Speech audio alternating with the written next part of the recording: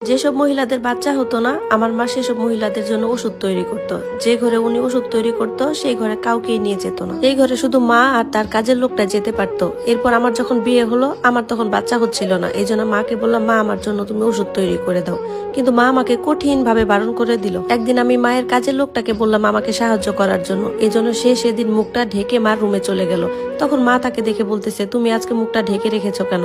তখন ওই কাজের লোকটা বললো, আমার মুখ আজকে খারাপ হয়ে গেছে, এই জন্য আমি এইভাবে ঢেকে রেখেছি। তারপরের দিন সেই কাজের লোকের জায়গায় আমি ওইরকম সেজে মার ঘরে গেলাম। ঘরে গিয়ে যেসব দেখলাম, আমার তো প্রাণ বেরিয়ে যাওয়ার মতো অবস্থা। আমার মায়ের নাম ছিল সোনাম। উনি উনার সময়ের সবচেয়ে বেশি পড়াশোনা করা মহিলা ছিলেন, আর উনি প্রথম ব্যক্তি ছিলেন যে কিনা ওই গ্রামে ডাক্তার হয়েছিলেন। কিন্তু তার পড়াশোনা পুরোপুরি হয়নি, কারণ তার বাবা দুনিয়া ছেড়ে চলে গিয়েছিল। এরপর আমার মা যেসব মেয়েদের বাচ্চা হতো না তাদের চিকিৎসা করা শুরু করলো। আর এইভাবেই একদিন আমার মায়ের সাথে বাবার বিয়ে হয়ে গেল। এরই কয়েক বছর পর আমি পৃথিবীতে আসলাম। আমি এখন বড় হয়ে গেছি, আমার বিয়ের কথাবার্তা চলছে। আমার মা সবসময় আলাদা একটা ঘরে চিকিৎসা করতেন। যে মহিলারই চিকিৎসা করতেন তিনি, তার বাড়িতে নিশ্চিত ভাবে বাচ্চা হতো।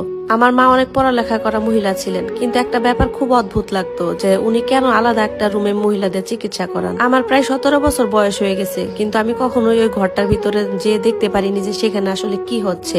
ওই ঘরে শুধুমাত্র আমার মা আর তার কাজের লোকটা যেতে পারতো। কাজের লোকটার বয়সও প্রায় আমার মায়ের মতোই ছিল। আমার মা তাকে বিয়ের আগে থেকেই জানতো। এখন তো তারা প্রায় বন্ধুর মতো হয়ে গেছে, সুখ দুঃখ শেয়ার করতে করতে। কিন্তু একটা অদ্ভুত ব্যাপার কি ছিল, মাঝে মধ্যে মার ওই ঘর থেকে চিৎকার চেঁচামেচির আওয়াজ আসতো।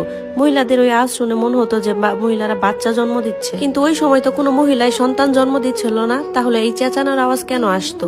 আমি অনেকবার ওই ঘরে যাওয়ার চেষ্টা করেছি, কিন্তু কখনোই মা আমাকে এই কাজটা করতে দেয়নি। আমার বাবাকেও সেই রুমে যেতে দিত না কখনো। বাবার মুখটা তো আমার মা টাকা দিয়ে বন্ধ করে রেখেছিল। আমার মা বাবাকে তো অনেক অনেক টাকা দিত, কারণ উনি যেসব মহিলাদের চিকিৎসা করতো তাদের কাছ থেকে হাজার হাজার টাকা নিত।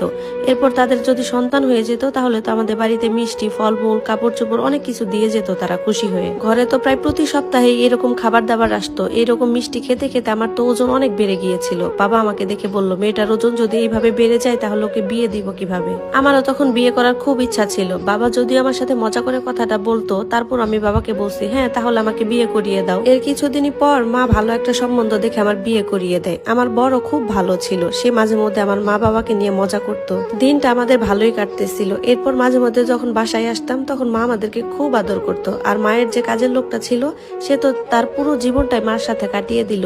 সে তার 4টা মেয়েকে বিয়ে দিয়েছে শুধুমাত্র মার সাথে কাজ করে যে টাকা পেত সেগুলা দিয়ে। আর সে নিজের একটা বাড়িও বানিয়েছিল। কিন্তু তারা কি এমন কাজ করতো যার কারণে তারা এত টাকা পেত? এরই মধ্যে মা বাড়িতে একটা মেশিনও কিনে আনে। মেশিনটা দেখে অনেক দামি মনে হচ্ছিল। এটা মার ঘরে নিতে পারেনি, কারণ ওটা নেওয়ার জন্য অনেকগুলো লোকের দরকার ছিল। এরপর মাকে আমি বললাম যে এটা কি? তখন